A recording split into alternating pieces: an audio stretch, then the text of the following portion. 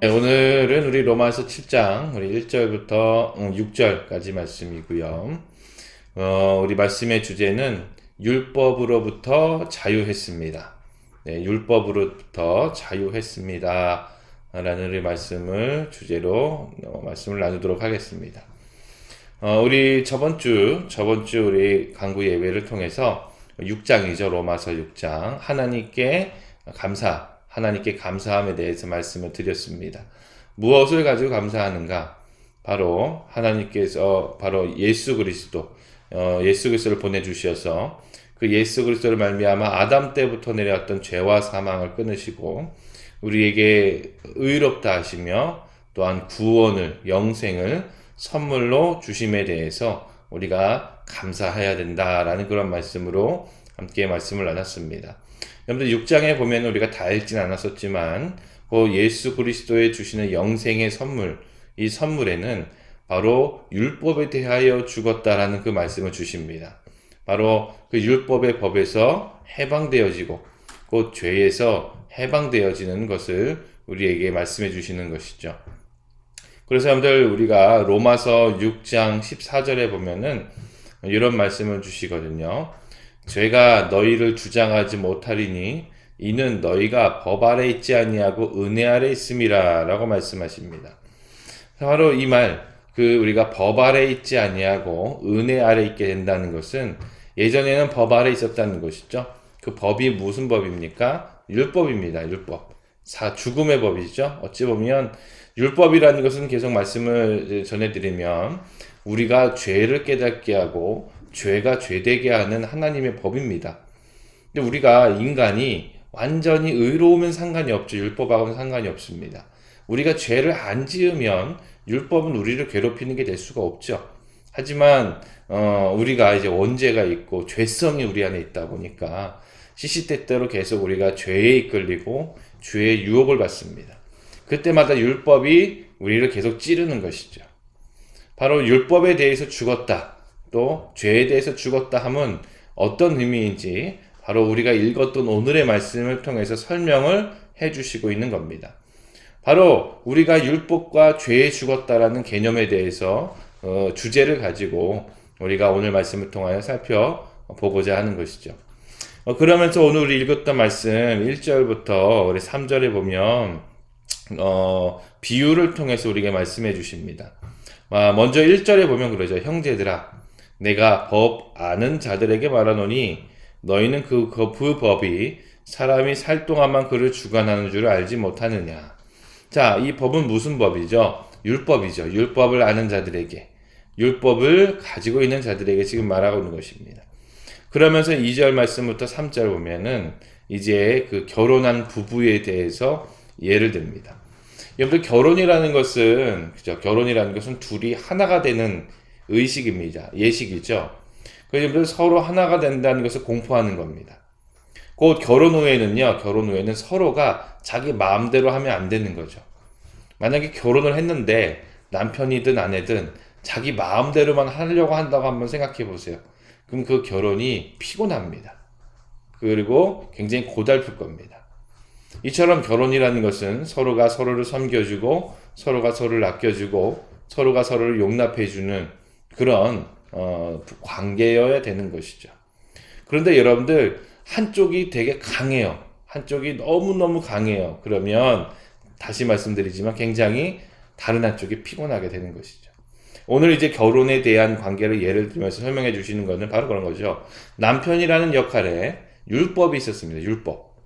율법이라는 아주 엄격한 그런 남편이 있었던 거예요.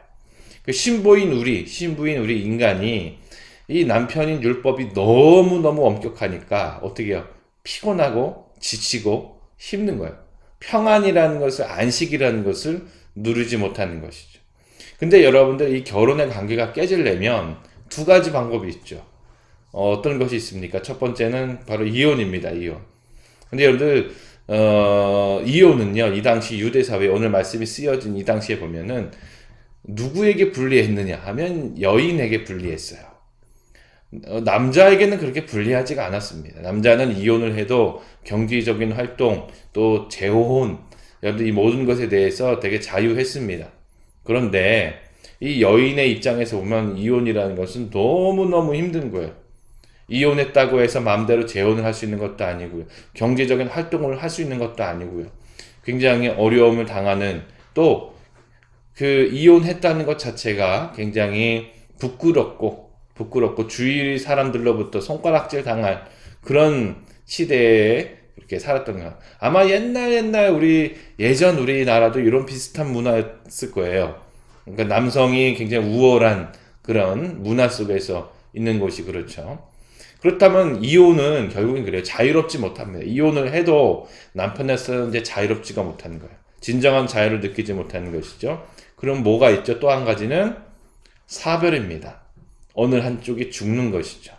그래서 오늘 말씀에는요, 2절에 보면은 남편 생전에는 법으로 그에게 매인바되나 만일 그 남편이 죽으면 남편의 법에서 벗어나느니라. 자, 이 죽음에, 그러니까 사별에 대해서 이야기하고 있는 것입니다. 제가 좀 전에 말씀을 드렸죠. 율법에 대하여 죽었다. 죄에 대해서 죽었다. 그것을 이제 결혼을 이제 비유로 우리에게 말씀해 주시고 있는 본문인데, 그렇다면 한번 생각해 보셔야 됩니다. 율법이 죽을 수가 있겠습니까? 율법은 뭐야? 하나님의 법이잖아요. 하나님의 법이 어떻게 죽겠습니까? 결국에는 누가 죽어야 되는 것이죠? 신부인 우리가 율법에 죽어야 되는 거예요. 그래서 결국엔 여러분들 율법의 그런 최고점에 있는 하나님의 법, 그게 뭐죠? 죄의 싹은 사망이라는 거예요. 죄의 싹은 사망이에요.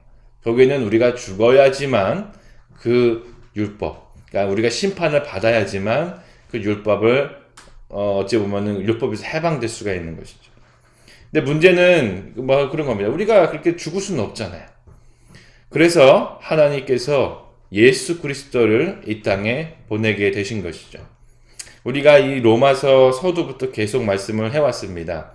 어떻게 우리가 구원을 얻게 되는가? 우리 인간 스스로는 절대로 구원할 수 없고, 우리 인간 스스로는 절대 율법을 만족할 수 없다. 그러니까 우리가 의인이 될 수가 없다라고 말씀을 드렸잖아요. 그래서 우리가 읽었던 오늘 본문 말씀 4절의 말씀에서 이런 말씀을 주시는 거죠. 그러므로 내 형제들아 너희도 그리스도의 몸으로 말미암아 율법에 대하여 죽임을 당하였으니, 이 말씀에 보시면 너희도 누구를 말미암아? 그리스도의 몸으로 말미암아 율법에 대하여 죽임을 당하였다. 우리가 언제 율법에 대해서 죽임을 당했습니까? 근데 말씀 속에서는 우리가 이미 율법에 대해서 죽었다라고 말씀해 주시고 있어요. 그 이유는 바로 그런 것입니다. 예수님께서 이 땅에 성육신에서 오셨잖아요. 성육신에서 오셨습니다. 예수님께서 이 땅에 탄생하셨을 때 보시면 예수님은요, 완전한 신이시고 완전한 인간이시기 때문에 율법과 상관이 없습니다. 하나님의 법에 접촉이 되는 것이 없죠. 율법을 지키지 않아도 되시는 그런 분이시죠. 그런데 예수님께서는 친히 그 율법과 관계를 맺으시고 그 율법의 완성을 이루시기 위해서 우리의 죄를 대신 짊어지시고, 결국엔 율법이 요구하는 게 뭐죠? 죄의 싹은 사망이잖아요. 결국엔 십자가의 죽으심으로 율법의 요구를 완성하셨습니다. 그러니까 율법에 대해서 율법의 모든 그런 조항들을 이루시고 의로움에 대한 또 은혜를 우리에게 주신 것이죠. 그래서 우리는 예수님을 믿기만 하면 예수님이 주시는 그 보혈의 피로 말미암아 의롭다함을 얻게 된 겁니다. 그러니까 율법이 우리를 볼 때는 그래요. 율법이 우리를 볼 때는 예수 그리스도가 중간에 계셔가지고 우리를 의롭다라고 이야기할 수 있는 겁니다. 예수님께서 중간에서 모든 율법을 완성하셨기 때문이라는 것이죠. 바로 이것이 예수님께서 십자가에 못 박혀 죽으신 것을 우리가 믿음으로 우리는 그 죽음에 동참을 한 것이죠. 그리고 예수님께서 우리를 의롭다라고 말씀하셨기 때문에 우리는 의인으로서 살아갈 수 있는 것입니다. 곧 우리는 죽은 것입니다. 율법에 대해서 죽은 것이죠. 사별을 한 겁니다. 그러면 이제는 율법과 또 관계를 맺는 것일까요? 그것이 아니고 이제는 우리가 누구랑 관계를 맺는 것이죠? 예수님을 믿음으로 예수님과 관계를 맺고 있는 것입니다. 그래서 여러분들 6장 14절, 아까 읽어드렸던 로마서 6장 14절 보면 다시 이렇게 돼 있죠.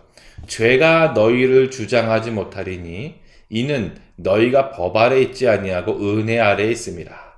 자, 이 말이 이해가 되시죠?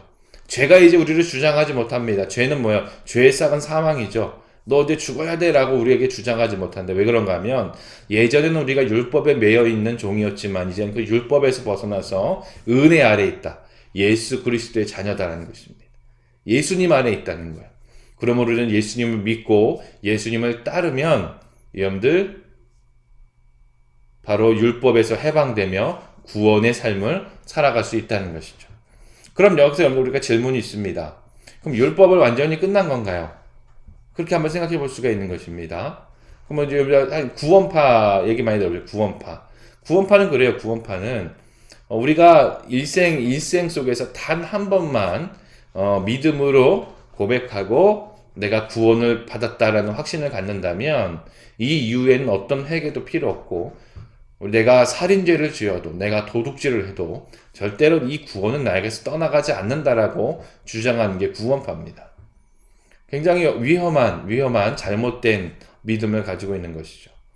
여러분들 우리가 율법에서 벗어났다라고 하면서 이제는 우리가 구원을 받았으니 이제 자유롭게 살아도 된다라는 잘못된 생각을 가지시면 안 되는 거죠. 그래서 여러분들 우리가 7장 4절 그 후반에 보시면 우리를 구원하시고 율법에서 해방시켜 주시고 그 후에 우리를 향한 목적을 말씀해 주시고 있습니다. 그 7장 4절 뒤에 보도록 하겠습니다. 이는 다르니 곧 죽은 자 가운데서 살아나게 하신 이에게 가서 우리가 하나님을 위하여 열매 맺게 하려 함이라. 자, 이 모든 것 율법에서 해방시켜 주시고 우리를 은혜 아래 있게 하시고 우리를 구원받게 하여 주신 목적이 있는 것이죠. 그러니까 구원받고 끝이 아니라 목적이 있는 겁니다. 뭐냐면 하나님을 위하여 열매 맺게 하려 함이라라고 우리에게 말씀해 주시고 있는 거죠. 그래서 5절의 말씀은 그거예요. 5절의 말씀은 예전에 우리가 육신의 율법에 속해 있을 때는 결국 사망으로 걸어가는 길, 사망의 열매를 맺고 있었다면 이제는 예수 그리스도로 돌아와서는 생명의 열매, 영생의 열매를 맺는 삶을 살아가고 있는 것이다라고 이야기하는데요. 바로 하나님께 우리가 드리는 열매가 뭐냐면 거룩한 삶입니다. 거룩한 삶. 구별된 삶이에요. 구별된 삶. 우리 그리스도인들은 구원은요, 이제 시작이에요. 구원은 이제 내가 하나님의 삶, 하나님의 자녀로서의 삶을 시작하는 그 단계이고, 이제 그 자녀, 하나님의 자녀로서 구원받은 백성으로서 해야 할 일이 있다면 거룩한 삶이라는 것입니다. 그래서 여러분들 우리 성도님들, 지금 우리 예배드리고 보는 성도님들은 그렇습니다. 우리의 목표는 구원이 아닙니다. 이미 우리 성도님들은 구원을 이루셨습니다. 믿음으로 고백하시고 주님을 따르시는, 주님을 영접하신 분들이기 때문에 구원은 이미 된 거예요. 이제 우리가 추구하고 기도해야 될 것은 하나님 나라와 의를 위한 거룩한 삶이라는 것이죠. 이 거룩한 삶을 위해서 우리 전에도 말씀드렸죠. 의인이지만 자꾸 우리가 넘어져요. 의인이기 때문에 어쩌면 우리 안에 있는 죄성과 연약함이 있기 때문에 또 자꾸 죄의 유혹을 받기도 합니다. 그러면 계속 회개를 하는 것이죠. 거룩한 삶을 위해서 주님 앞에 회개하며 더 가까이 주님께 다가가려고 노력을 하는 것입니다. 또 우리가 예배를 드리고 또한 우리가 하나님 앞에 기도를 하고 말씀을 보는 것도 다 그렇습니다. 구원을 위해서 하는 게 아니에요. 이미 구원은 이루어졌고 더 하나님을 많이 알고 더 하나님을 기쁘시게 하고 더 하나님의 자녀답게 살기 위해서 우리가 예배도 드리고 기도도 하고 말씀도 이렇게 공부도 하는 것이죠. 그러므로 하나님께서 우리에게 원하시는 삶에 우리가 포커스를 맞추고 또한 기도를 하면 되는 것입니다. 자, 오늘은 우리가 이렇게 이 말씀을 통해서 율법에 대해서 죽었다, 죄에 대해서 죽었다라는 개념에 대해서 좀 살펴봤고요. 가장 또 핵심인 중심에는 예수 그리스도께서 모든 걸 완성하시고 우리를 해방시켜 주셨다, 우리를 구원받은 백성으로 주님께서는 인도해 주셨다라는 그런 핵심적인 그런 내용이 오늘 본문의 말씀에 들어가 있었습니다. 그리고 마지막으로는 이것이 끝이 아니라 우리를 구원하신 목적이 있다는 것이죠. 우리는 그 목적을 위해 기도하는 겁니다. 바로 하나님을 향한 열매, 주님의 나라와 의를 향한 열매를 위해서 우리는 거룩하여지고 노력해야 된다는 것을 오늘 말씀을 통해서 잠시 우리가 살펴봤습니다.